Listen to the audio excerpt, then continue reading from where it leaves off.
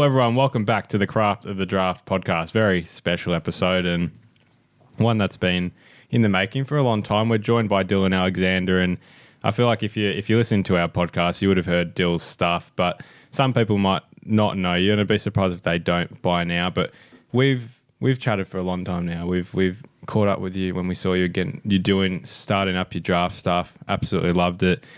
But we're going to introduce you and let the audience get to know you a little bit. But firstly, how are you? Tell us about how you're feeling at this point of year, the pointy end of draft things, and how are you feeling in general? Yeah, first of all, thanks for having me on, guys. It's good to catch up again. We did a couple of videos earlier in the year and we've sort of stayed in touch and been at the game. So we've kind of rode the journey together a little bit, haven't we? But this time of year, I don't know, it's getting to that point where you've really got to start making the decisions. I don't know if you guys are finding that. You're doing these like top 20s, top 30s, top 50s and that sort of thing. And it's getting nervous. You get that pressure on you because you want to get everything right, do your research and everything. But I guess that's why we're here, while we're sitting down today to kind of test each other, have a look at what our sort of rankings look like and go from there. Certainly are. Well, this is the beginning of a few videos we're going to record today, and they'll be out on our channel and Dill's channel pretty much in the lead up to the draft. I'll ask one question. I'll bounce to you. But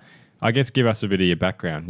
Tell us where you started, and obviously this wasn't your first thing. You've come and done. You've obviously had a lot of time to think about, before you came to this, and why this scene? Because it's been great to see you come in and really smash it. Yeah, I guess it was sort of a stage of my life where it was a bit of a crisis time, in the sense that I had to kind of reinvent myself. I was living overseas, like teaching and kind of just doing that sort of thing, like enjoying myself over there. I came back after the COVID period, and I've always been a football fan, so it's something that I've always been interested in but never sort of worked in. And I wanted to get into sort of the media area, get into podcasting and that sort of thing. So I guess there was just a little bit of when I looked at the draft, there was maybe a little bit of a disconnect there for me between the draft content and maybe the club fans. And there was a little area there that you could sort of tap into, and just kind of got into it, started making content, and here we are. What's sort of the focus of your content? What have been the ideas that have driven what you've done this year? Because you've obviously come onto the scene and you've released some really compelling content across the last 6 months since you've started covering it.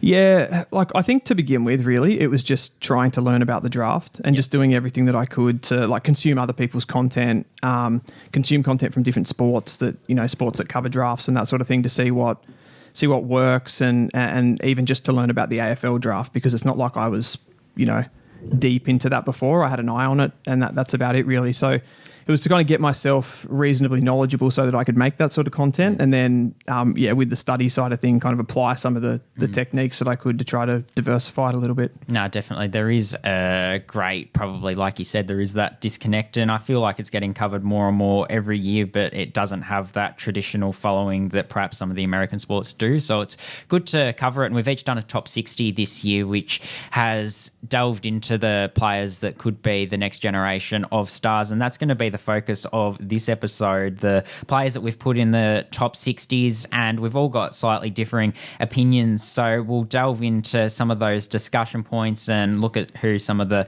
most AFL-ready talent is as well. Nathan, if you want to kick us off with some questions that you might have. Yeah, well, I'll start. I think it's a question for both of you, generally, where you have Sid Draper. So Dill's got him at 2. I think it's 2. 3. You've got him at 3. Jonty's got him at 11. So I guess this round table discussion of where we see Sid Draper, why so low, why so high. I think I had him pretty much in the middle of you two, around 5 or 6. So, probably the consensus, 5 or 6. So I guess, why do you see him so high? Why do you see him so low? And obviously our rankings aren't saying they are 11th, they are the 11th best player. It's just dependent on a few things, and that's what we want to go through, and why we have certain players above or below. I'll let you start, Dylan, on why you have him up there. Yeah, so you'll probably notice a bit of a theme with my top-end selections, that I place a pretty high value on those sort of unique athletic types that I also see as being comparable in a football IQ sense, and their skills and how they handle the ball in and around the stoppages. If we're talking midfielders here, as Sid Draper is, and that top end, I just think he has, a combination of that explosive speed. Though for me, those types of players are able to break the game open more easily. If you compare him to someone like a Jagger Smith, for example, obviously he accumulates the football. He's one of the best players at getting his hands on the ball, but he's not necessarily someone that can go direct, like through the traffic, break the game open, get the ball in quickly to the forwards so you can, ultimately score. He's got that. The reason that he's 3 and maybe not any higher than that on the list is I don't think he has the extra sort of maybe forward craft of some of those other guys that we're going to talk about in a minute, your Finn O'Sullivans, your Sam Lawler types. But he does have that. He's got the ability to accumulate. He's done it at SANFL level, at senior level. He's been able to really impose himself on that level, show a bit of his defensive pressure as well. His tackle numbers are a lot higher at that level than they are at under 18 level. So that's something I think that's transferable to the AFL. That explosive burst of pace. I still remember back to that contest. I think it was the SA versus Vic Metro game, and he had a big contest with Smiley. Yep. I just think that was really like a compelling moment for him and what he can do from a contested point of view. And then he's got all those explosive attributes to go with that. And then from my point of view, and we'll talk about our philosophies throughout the video as well, I think there was a greater tendency on me to look away from players who are midfielders exclusively or have a little bit of a vanilla aspect to them.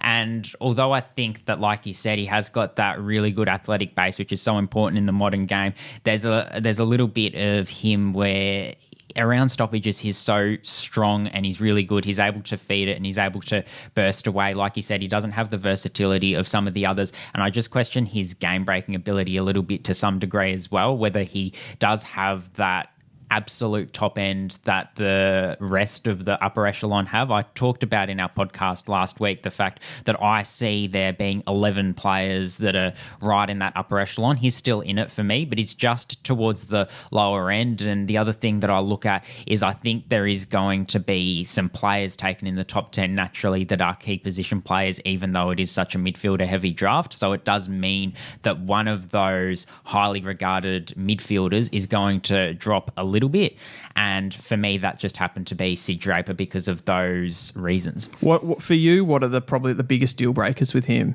For me, like I said, it probably comes down to the versatility. He's a plug-and-play midfielder, clearly, but early in his senior career, how much is he going to impact? I know he's obviously had the experience at SANFL level, like you said, and he's looked really good there. And I think the sort of player he becomes doesn't come across to me as having as high a ceiling as some of the others. It's funny you say that because I've been having a few discussions with Carlton fans because they're all very hot on Sid Draper at the moment. One of the arguments that they've sort of used with me is that he's a forward half player. Yep. And I actually agree with you on this, even though I do have him as high as 3 for those attributes. I agree with you on the sense that he's a plug-and-play midfielder. Yep. He's not someone that... Although, like, he's going to be, like, he's dangerous at ground level. I don't see him as, like, by foot, a clinical player. Yep. I see him as a guy that is going to get you out of that midfield in the, the quickest, most direct way possible. Yep. And that's sort of, that's his A game, right? Yeah, absolutely. Well, I think defensively, and that's the thing that I guess puts a little bit of a negative connotation on his name, is in transition, he loses his opponent quite a bit, especially fast-paced. He's not there to make up the ground as quickly as possible, but I think that offensive flair is still quite prominent with him. The goals he does score are very burst into forward 50. I think he understands forward craft to the extent of, in quick transition, how can I be there to get it further and deeper, whereas he's not a very inside 50, let's wait and see type of player. So I guess that's what you get with him. But probably have to move on from him. We could probably speak about him all day, but there's a lot of players that I thought this podcast was about him. Yeah. Josh Smiley, I put at number 1, and he's one who probably entered the season, would you say, his favourite for that number 1 pick in a very even field?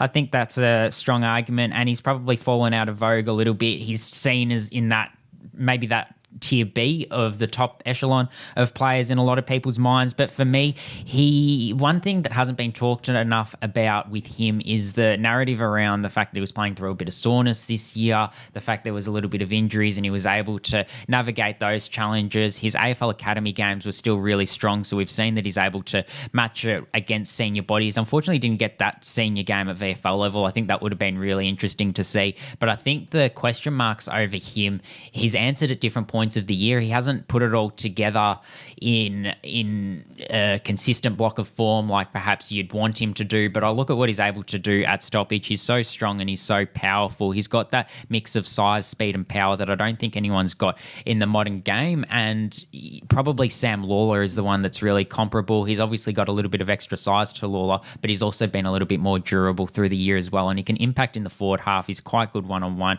explosive on a lead, and he can hit the scoreboard both from the midfield and the forward line. I think he's that perfect modern footballer.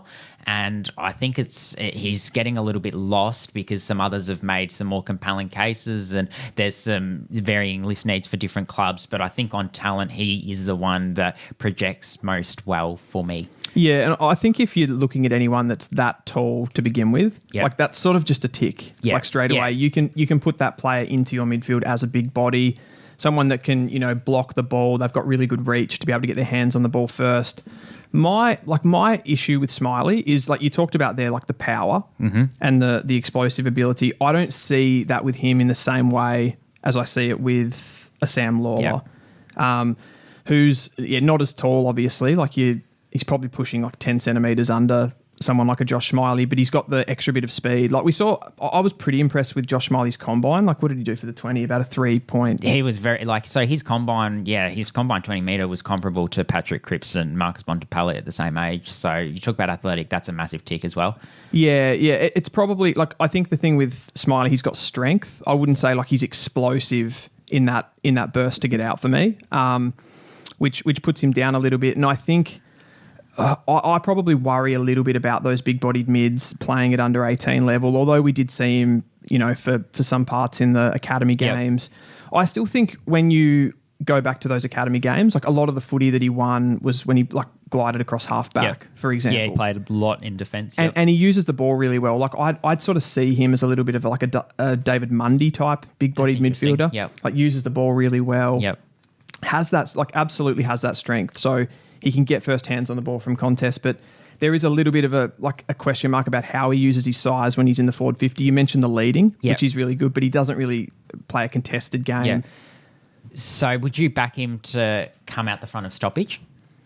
No. Yeah, and I would. So that's probably the big difference. Yeah. I more see him as someone that can block space, get his hands on the ball and facilitate. Yeah. He's been a pretty good kick most year as well for a midfield. I've found at times has been one of the cleaner ball users out there. The other thing, and I think we kind of got lost on this, we did talk about this in the middle of the year, was his kind of efforts at times. Yeah, We've intensity. always questioned the intensity. I think that's kind of been lost given the season's been off for a while, but is that something, recruiters take into consideration? I'm not sure, because, he might have just had this mindset that he's going to naturally go number one, but I think as soon as that kind of turned, he had to turn it back on again. So he's a very interesting one and an interesting case. We'll keep moving forward, and I have to bring up this discussion because we had an argument before, and it's on Ole Hanford, and we keep talking about this, right? Because and I say I'm his biggest supporter, and I'll still say you're like, you can't be his biggest supporter if you have him where you have him, but in terms of what he's produced, he's always been consistent. He's always worked his way up. He's never given up. I had him at 41. You two had him as high as 20. And it's just, and really the discussion is, where does he truly sit? Because I question Jonty in the fact that he had Ole Hanford above Jesse Detoli, Isaac Kako, Christian Moraes, Harrison Oliver, players who I think at the next level would be that much better, just in terms of the versatility they provide. And I just think Ole Hanford, people tend to ignore that he was very much just kind of ticking along for the first hot part of the year, and he turned it on late. And I understand those big performances make a big difference, and he'll get drafted. He's done a fantastic job, but at the next level, is he really in 5 years' time? I don't think he's in that top 20 discussion. That's so interesting you think that, because I look at it and I say his year turned the minute he went forward, and that's where I see him playing at the next level. So he was playing off halfback, playing quite nicely, showing those attributes at times. Obviously, you've been high on his effort. His effort and intensity is unquestioned. And as soon as he went forward, he showed, I think, across the back half of the year that almost unquestionably he's the best pressure forward in the draft, and that defensive side of the game is something that can get lost at coach league level when you want to show your weapons. His off the ball work is absolutely terrific. I think he's someone who's going to come in and make a real impact at senior level. Coaches are going to love him because he's going to absorb the information and he's going to be really willing to buy into the game plan, and he's going to get his due rewards off the back of that. He's got really sneakily natural athletic profile as well that I don't think we talk enough about. He's really quick and has a nose for goals. So I think when you look at him, he isn't that far behind your Joe Berry types, your Taj Hottons, who are seen as the best small forwards in the class. Yeah, and he's real, like, he has that efficiency. Yeah.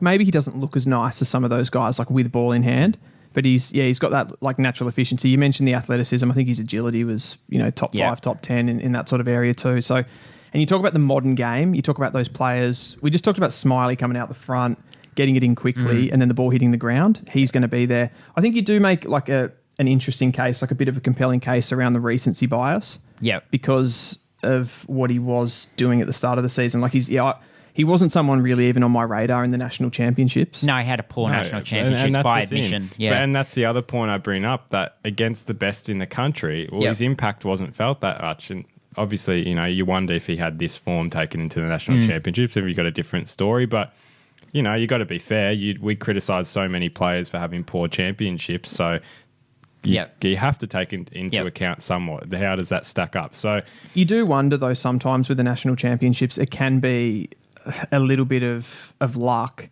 in the sense that you get the position that you want. Yep. Yeah. Like, obviously, they had... Coming into the national championships with form is a big thing as well. 100%. And you look at players from, didn't even play in the national championship, someone like a Garcia we've talked about before, and what he's doing at AFL level is that sort of, quick, agile, small forward midfielder. And I just think if you went back 10 years, I reckon we're having a different conversation. Like, he's more down the ranks, Ole Hanford. Yep. But the importance of that pressure and small forwards, I think it just knocks him up a bit. Yeah, no, definitely.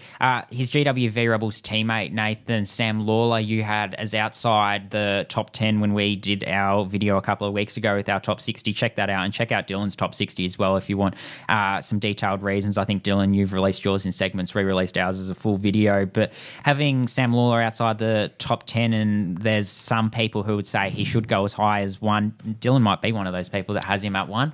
Rankings-wise, I've got him at 2, but if we go to the mock draft later, bit of a spoiler there, maybe. Yeah.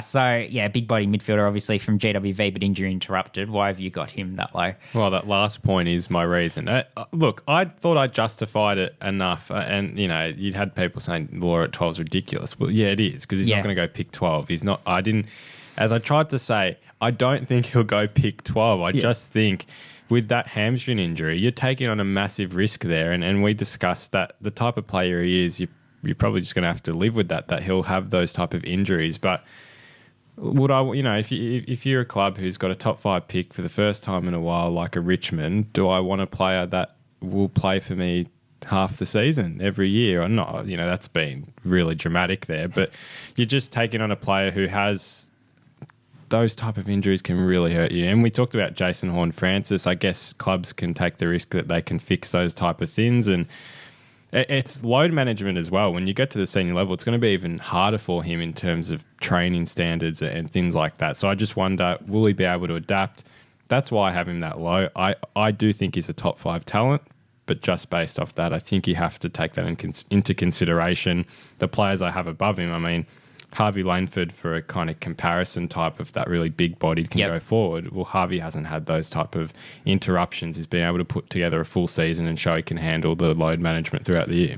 Just take yourself to, like, you're in your PE days and the team's up against the wall and, like, you're picking players. Yeah. And it's you two are there. You're the coaches. You've got to pick the players. Yeah. Do you really want to leave Sam Lawler?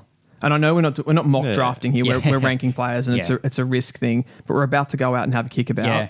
Do you want Sam Lawler on your team? I don't want to be tackled by Sam Lawler, so he's coming on my team. Yeah. No, he is. He is. It is a really difficult one. I do think he still goes in the top 5. It's just a massive risk. I think you've really got to be careful. Yeah. The only thing I would say about the injuries, like when you've talked about Langford, like it's that speed type, isn't it? It's like that muscle fiber composition, the fast twitch stuff. It's like Harvey Langford what did he do? A 3.25 20 metre. Yeah, and speed isn't a strength. We've talked about that. Yeah, and you look at those players that are more that type of player, Jagger Smith, Levi Ashcroft, they're not going to get injured as much. Yep. Like it's just so it does come into the conversation for sure, I think, but just the upside. Yeah, the upside's too great. That I think you take the risk with the injury, and I think that's why I've got him a bit higher as well. We'll go through a few of the players in the middle end of the draft, and then we'll talk about some players that are AFL ready. Xavier Lindsay's the first one where I've got a bit of discrepancy here. I've got him at 12. I think Nathan's got him at 11 or 12 as well. Dylan, you've got him down at 24. I'll just allow you to justify before I defend Xavier Lindsay. Yeah, and that surprised me myself when I was doing it. I'm like, ooh, I had him, I think earlier in the year, I would have had him a lot higher. Again, like we're looking at that upside and we're looking at all of those different things. I probably just don't see Lindsay as someone who has a lot of like exceptional weapons to his game, which left me to sort of put him outside that top group of midfielders that we've spoken about a lot here, like your Finn O'Sullivans, your Sam Lawlers, your Levi Ashcrofts, all of that group. And then there's sort of another group that I see, which is Cooper Hines. So you've got Cooper Hines above Xavier Lindsay? Yep. Wow. Unashamedly as well. The way you answered that, Yeah. And again, we talked about it off the top with Smiley, where I think a player like Cooper Hines, who has just a few natural weapons in the fact that he's 190. Yeah, clearance winner. Yep. Clearance winner, a guy that can go forward and hit the scoreboard as well. So he's probably a little bit more versatile in that sense. I know Xavier Lindsay, you can roll him across half back. He's a good user, but he's 183 or something like that? Yeah, low 180s, yeah. Low 180s. And yeah, I just sort of see him in that same bracket as Hines, Sam Marshall, Jesse Detoli, more of a small forward, but Christian Moraes maybe. That sort of group of players, and I couldn't separate them too much. I think he's had a better year than some of those guys, but yeah, just attributable. Yep. I'll allow you to talk, Nathan. I think you've spoken a lot about the year about his footy IQ. Yeah, well, that was my point. I still back that statement that he has the best footy IQ in the league. In the draft, but he's a player I think will do exactly the same role as what Harry Sheasel and Colby McKercher have done at North Melbourne. He will be the ideal player to have off half back. And we had this discussion before that a video that would be interesting to do is, but it's not something to really explore, is which players are going to go to their club and instantly be in the top 15 players. Xavier Lindsay would be one. And I agree with that. Yep. I 100% agree. But if the two players you mentioned there, McKercher and Sheasel, I think they both have more weapons than Lindsay. Is that fair? No, not greatly. I don't know that is fair. I'd say McKercher does. Speed. Yeah.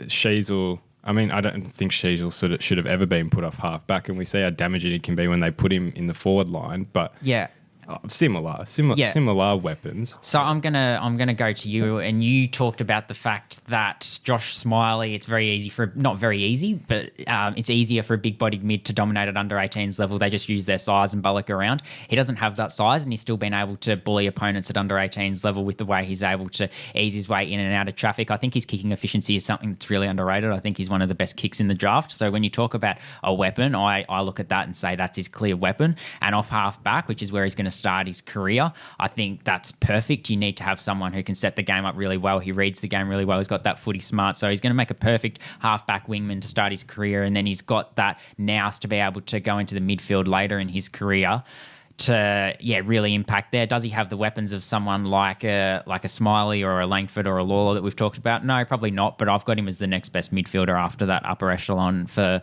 those reasons, and I think he'll actually end up going a little bit higher because the club's going to want that overall package that he possesses, that balance as well. I agree on he'll go higher than 24 in the draft. Yeah. I actually think that I've got a club for him. but we'll talk about that a little bit later. Christian Moraes, we'll just touch on very briefly.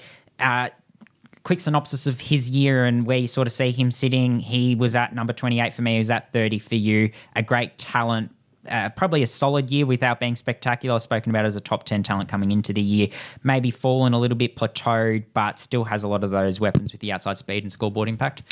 Yeah, for me, Moraes, like if you went and did a breakdown of all the things that he can do, like top 5, I think he's got all the weapons that you would want to be an AFL footballer.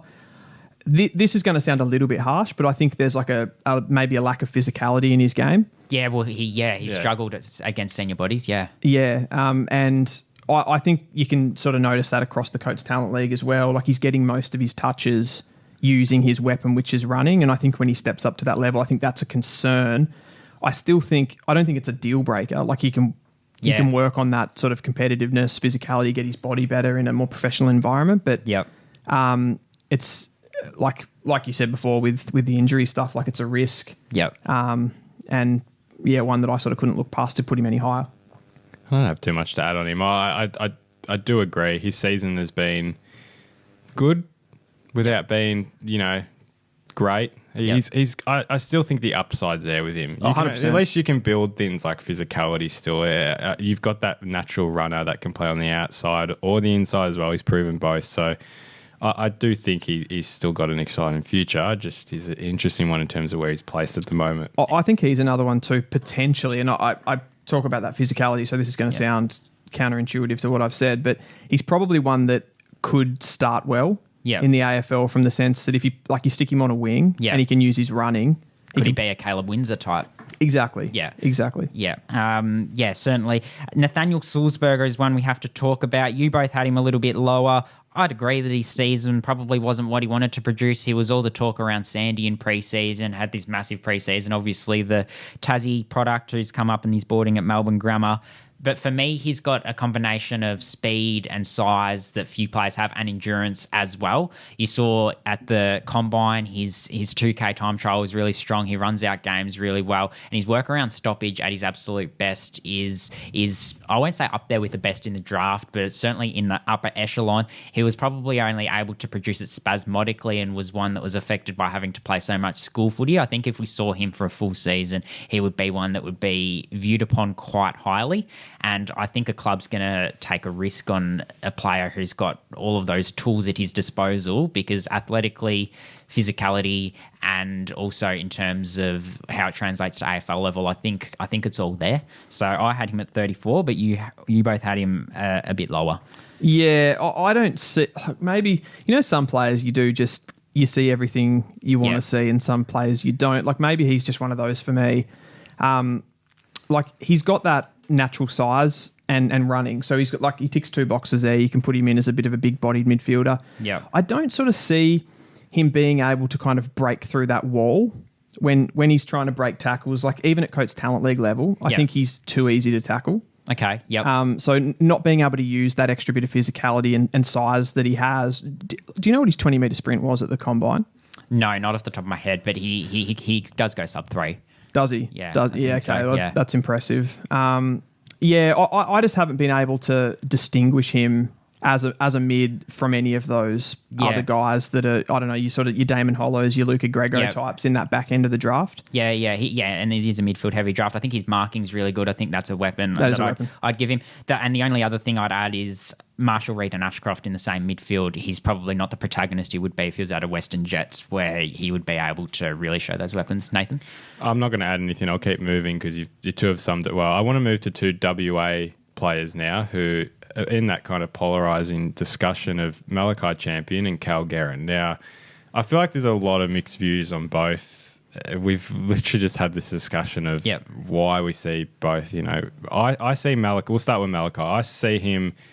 where do I have him? I think I had him at 40. Yeah, I had him at 40, and I got to watch him at Waffle senior level, which I think is a great indication of how he's going to stack up at the senior level. And the criticism you two had was he doesn't push up high enough. You don't get to see enough of that impact, but he did at that level, and he was able to like absolutely burn his opponents off in transition, and that's just that sneaky element he has to him. I mean, he has only 8 or 9 touches, but he'll kick 3 goals. So you're having a player who scores 30% of the time they have the ball. So that's the type of player you're taking on, and he's crafty. He understands forward craft as a small forward, so you're not taking a risk with having to build that with him.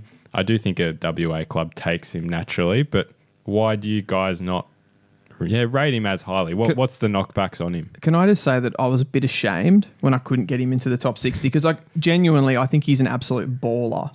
It's just that thing that you said off the top there where like he gets 7 or 8 touches in a game. I think that sort of small forward, that real goal sneak guy that's deep inside forward 50 is going out of the game a little bit, and you've got to be pushing up towards your at least 12 to 15 touches as a small forward. He's probably not the greatest pressure forward either. Yeah. So if you're not applying pressure, you're not getting 15 to 20 or something like that with racking up the ball, then you've got to kick goals. Yeah. And he's had games where he's kicked 3 goals. Yeah. But is he going to do that at AFL level? Come in and kick 2-3 goals every weekend? Yeah, that's my concern with him. He's an exciting player, and that's sort of about it. I talked earlier in the year about Archer Day Wicks being an exciting player, and then he became a player of substance because he added that physicality and pressure to his game. But we've never seen that from Malachi Champion. He's just that exciting player who pops up, has those highlight reel moments. But then in terms of work rate, I also question, like you said, his pressure, and I think he floats in and out of games too often. So do you want a player like that who does that at waffle level? Yeah, he does it at senior level as an 18-year-old, and I'll give you that is impressive, but translating that to AFL level is a big question mark still for me, given, like you said, the accumulation's far lower than most. I still think he's a higher end. Some of the guys I've got between say 55 and 60, I think he's got more, he's definitely got more upside. Yeah. So, but he's a bigger risk. Yeah, I think so. I agree. I definitely think a team will take a risk on him. Yeah. I mean, he's a specialised player in that role, so you know what you're taking on. Cal Guerin, the discussion here, I mean, he's been kind of talked about quite high around that 2030. You had him 26? 28. 28. I think. I had him quite low. I think we both had him kind of low or not at all. Yeah, I didn't have him. My question with him, and people have said, his Waffle Colts has been pretty impressive. I don't personally rate the Waffle Colts League as high as you do a Talent League or a Sample 18s. I think the standard drops off quite quickly. Your top players are dominating way too often. So obviously it counts for something, but his state champs were good, but I just think he's not one. I don't really know what you do with him at the next level outside that forward 50, and it feels like he went missing too often. He either has a massive game where he's kicking 4 and taking every mark, or he's just kind of floating around in this awkward position where he's not tall enough to really impact with his contested marking, and he's obviously too tall to be a real roving type. So why do you have him? It's more a question directed for you, Dill, because you have him higher. So what do you like about him in terms of the next level? I take your points on it's hard to juggle the ruck and forward thing because he's probably not going to be a ruck, and he plays a lot more ruck than some of the other forwards. I just think as that power forward type, I compare him probably another player in that same vein, probably like a Jonty Fall. Yep. I couldn't say when I lined those guys up, I couldn't say that Cale Guerin is less than Jonty Fall from a competitive point of view, from a sort of a focal point of view. He's got a few extra centimetres as well. He does. He's pushing that 200. I love his competitiveness, and if you look at things like his agility, his ground level stuff, it actually stacks up really well against some of these other key forwards. And I don't know, I see him sort of coming into AFL level, and he's got that sort of swagger and confidence about him that he could really, become even like a bit of a cult hero. At a club, and I sort of see that. I know that's getting a bit intangible to actually put into a draft profile, but I don't know. There's something about the package that I like. Yeah, and I'd concur with Nathan. Probably the marking side of things, and also I think he's just that awkward size where is he a ruck, is he a forward? He's more of a forward, but yeah, I'm just not sure that skill set translates as much as you, but I guess it's an agree to disagree sort of thing. Were you guys impressed though with his national championships? Like you talked about the Waffle Colts. Not I thought he particularly, was no. Really? Yeah, right. So I thought he was the best in that game against Vic Metro. He was the best tall on the ground. It was the game against SA that I was most impressed with. I think that was the one he kicked. Maybe that's the one. I think that was the one he kicked 4 in. I was impressed. but I don't think he did it. I think he probably needed one more performance like that in the champs to really win me over. I was still a bit on, okay, we'll keep an eye on this guy, but I think there's a few others doing a little more and a little more consistently. But consistency was another one, yeah. As much as, like you said, the Waffle Colts form was quite strong. Jasper Elga's the other main one that we've got to touch on. I had him at 48, and you guys both had him in your high 30s, 34. I think you had him, Dylan. My question mark on him, and has been all year, is how much he's going to actually impact at ground level. As a small forward, you need to be able to crumb, you need to be clean below your knees, and then you need to be able to snap goals. For me, too many of his goals were coming from marks. I compare him to someone like a Cody Waitman, who gets a lot of his goals from taking those big marks inside 50. And I think, if you're going to draft a small forward, you want someone who's got a bit more of a versatile skill set and a holistic skill set as that smaller player, rather than trying to be the main guy inside 50, trying to be the focal point, which he is. So I had him 48, and when I came to look at it, I actually thought that was on the higher end for me, but you both had him a fair bit higher. I feel with Olga, there's just so much to work with there. So I look at I take your point on the ground level stuff. I don't think, if you go back to that game against the Allies in the wet game 1, that's a ground level game. Yep. And he was brilliant in that game. And he kicked a couple of running goals where he did pick up the ball. I think perhaps he's not as clinical. And there were a few times towards the back end of the season where I was watching him and I wanted him to, get that ball. And there was a few just like nearly moments where he could have kicked 4 or 5 here. Yeah, there were a few of those games. Yeah. Yeah. And I just find him so exciting. Someone that can, what's he, 182, something like that. Yeah, if that, yeah. Such a hybrid. Yeah. That sort of can play as a medium forward and a small forward. Yeah. I'll take your point on the clinicalness at ground level, like compared to someone like a Kako who's just mopping everything up at ground level. But I do the PE thing again, and you're lining him up. Like, do you want to miss out on sort of a Luke Brewsty type medium forward that does a bit of everything? There's players I pick ahead of him. That sounds really harsh, but there would be. Fair.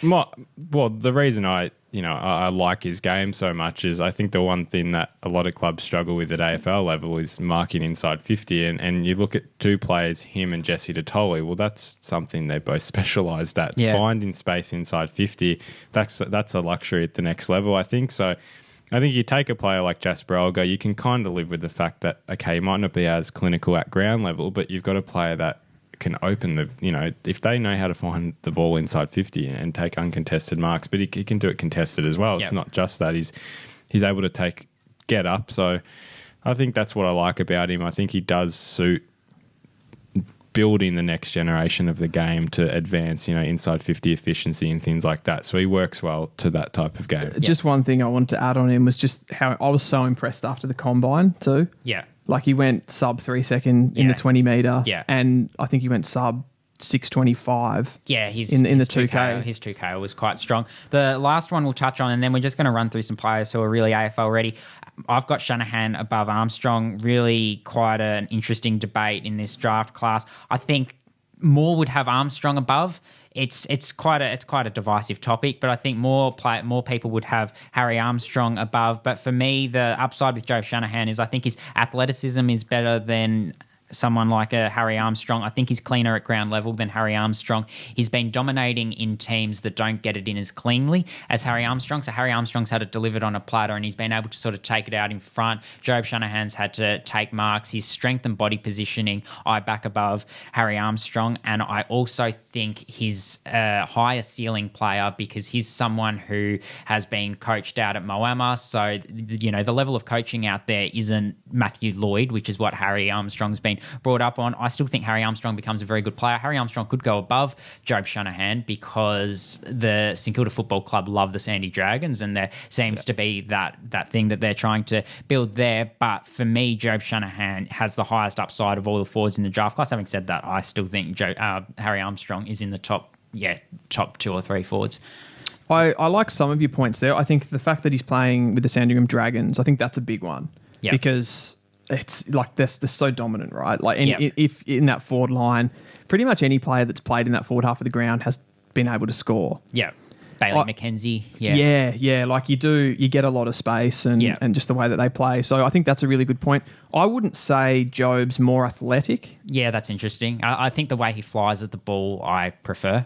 So more of an in-game athleticism. Yes, I see Harry Armstrong as two things, like a better contested mark and then a better field kick and shot at goal as well.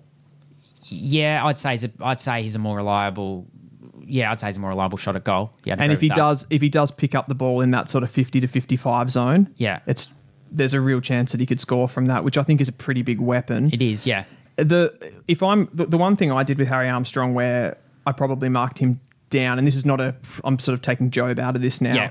If you compare him to like other forwards, look a bit similar, like say an Aaron Cadman or even like a Jeremy Cameron in some sense, like.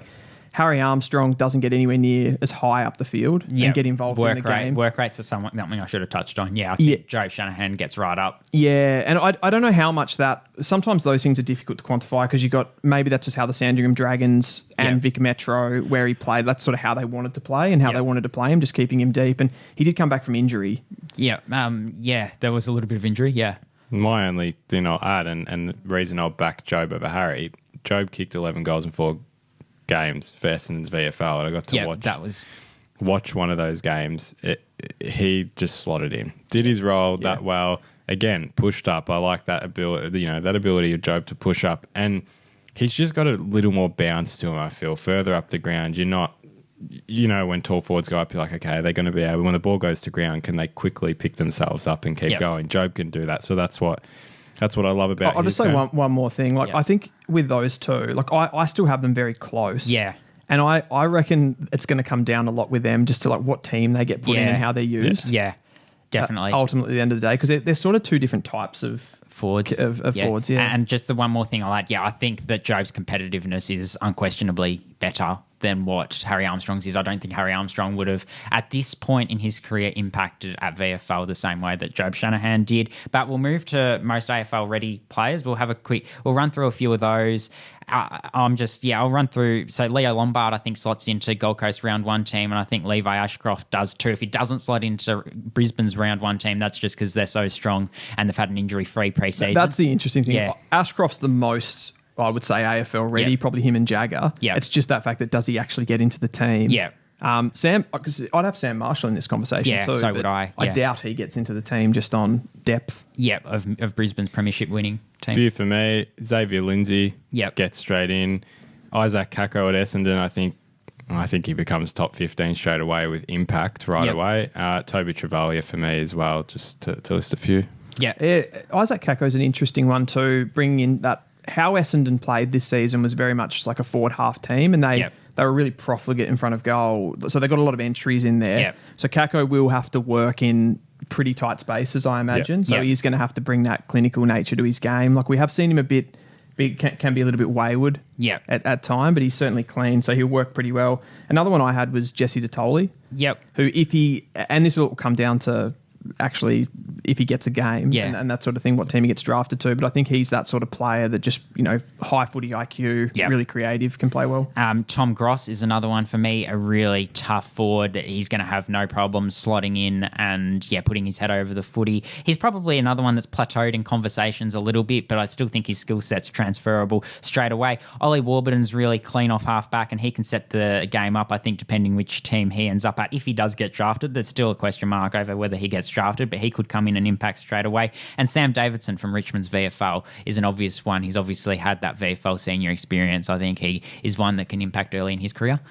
All right, well, let's wrap it up there and tease, because we need to give the audience something to look forward to in these future videos. So this is all for this podcast. In the videos coming out, we're going to profile each AFL club, the picks they have and the players we think they should take. So there'll be 18 separate videos that you'll see across both our channels.